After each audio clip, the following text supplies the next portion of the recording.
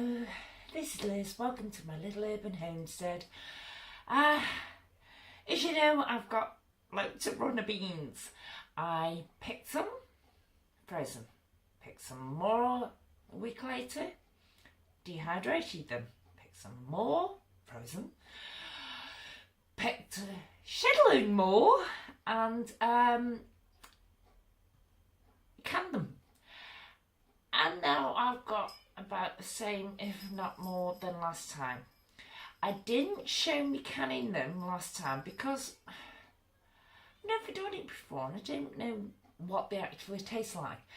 I couldn't give you an informed opinion. So we had a jar of it at the weekend. Even though I've got fresh runner beans outside, we had a jar on Sunday. And oh, they are nice. They're that nice. I've gone out and picked some more today and I'm going to can them up again. I've got 8 jars ready in case I need them. And as you can see behind me, the canner's going nice and warm now. I've got my tattle lids going. And I've got my beans over there and I've prepared everything ahead of time because I think you all know how to chop beans up. And zest a lemon and juice it and pour in a tablespoon of ground black pepper and that. So I'm taking it out of the ball completely. Oh no, the new ball canning book. And I do like this book. And it's a recipe for lemon garlic green beans. So that's all I'm going to do. It gives it out in 4 pint jar amounts. It also says you can use chicken or vegetable broth. I've got neither in at the moment. So the last lot I did do in chicken broth, but I've got none at the moment. I've got to remedy that. But I've got boiling water, so I'm going to put boiling water in with them. It took me a lot longer to pick these beans than it did last time because this time I got Mason with me. Every time I threw one into my basket, he pulled it out and ran off with it. And he thought it was such a good game to run around anywhere with a runner bean in his mouth. So we had a whale of a time. I came in the house, started sorting things out and spent an hour doing the preparation and that. And he spent that last hour sleeping because he was tired. Now he's awake. Oops. It's like having a little baby around. Well, it is a baby, it's a baby dog. But it's like having a little baby around. Things are just taking so much longer to do. But I digress. I'm going to be back into puppy mode. Right, so I've got everything ready and we'll get started then. The jars have been in the oven basically to get warm. They're not to sterilise or anything because I'm pressure canning, so I don't need to. But it gets them warm and it does sterilise them as well. Oh, yes, very warm. So,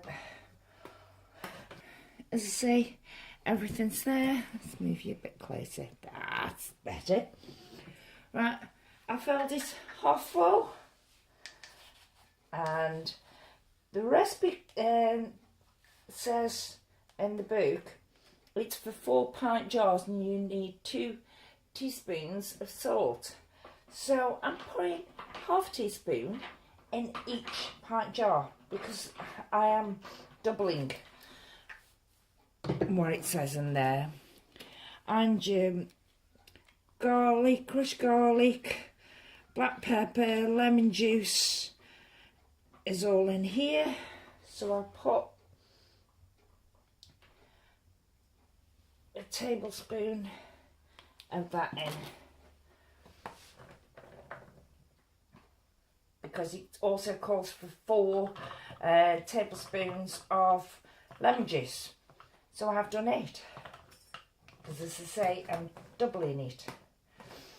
Now it says pack them down firmly, so although there's no liquid in it at the moment, it's packing them down. As I say, it says you can do it with vegetable or chicken broth. I've got neither in, so I'm using boiling water.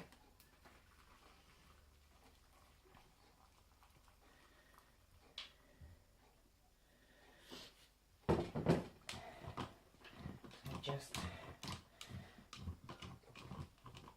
pack it down. Manage a couple more in there. Hot.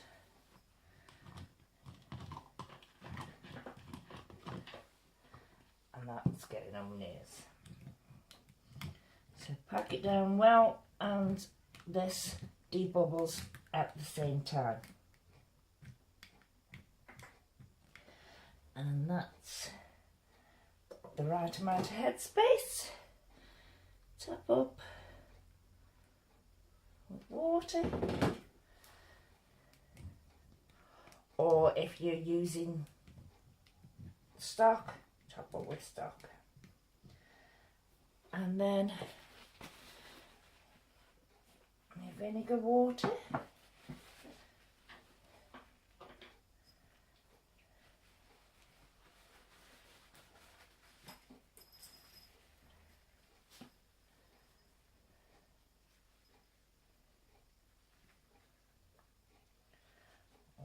Lids and rings.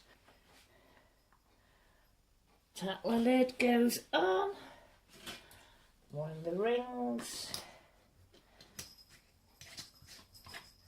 Fingertip tight, and then back off a touch, because these are tattlers.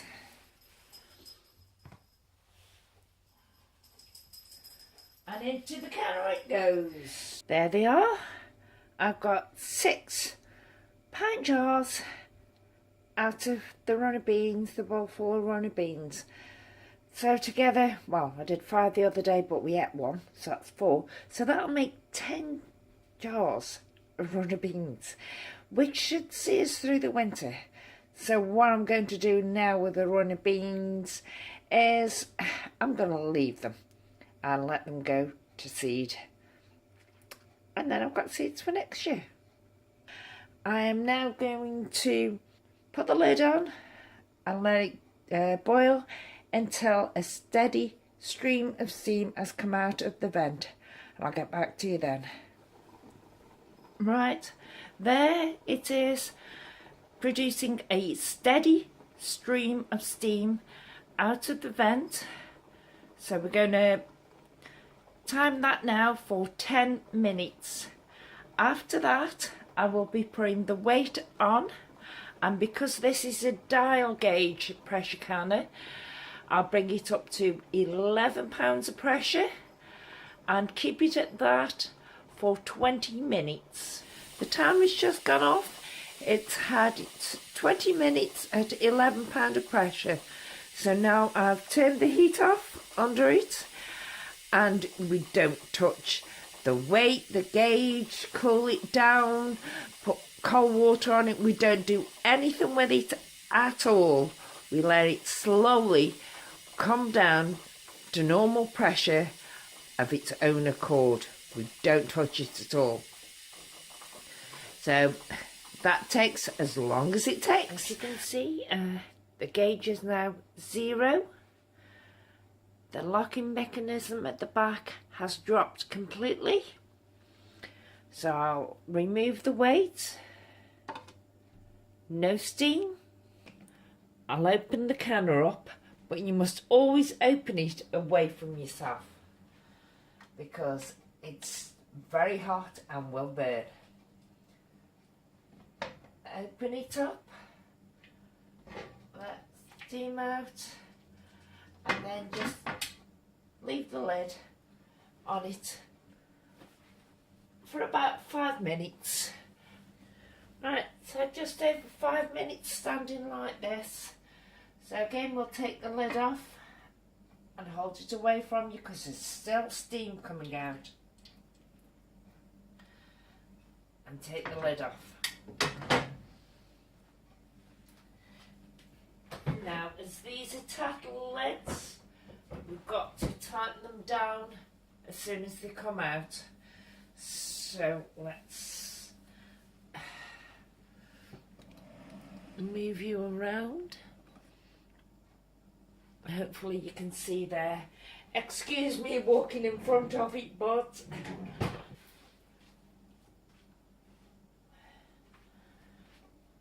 so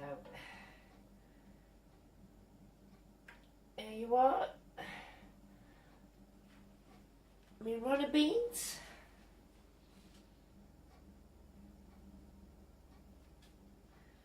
Tighten the lid down. They're extremely hot. 6 jars of runner beans. As you can see, they are still boiling, extremely hot.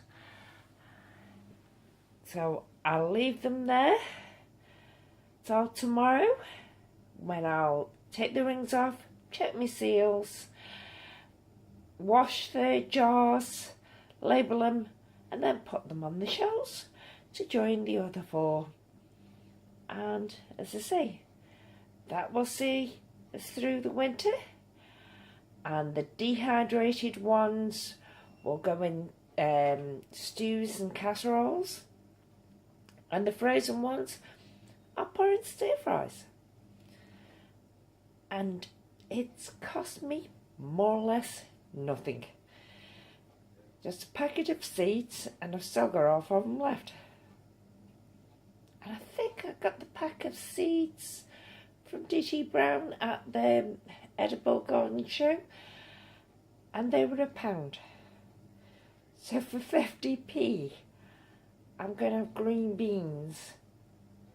I've had them for the past month or more, nearly 2 months, fresh. Still got them fresh.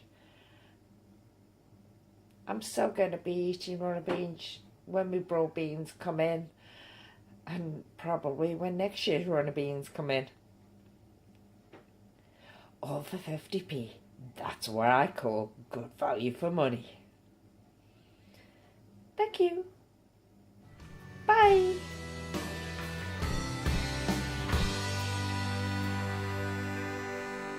It's a perfect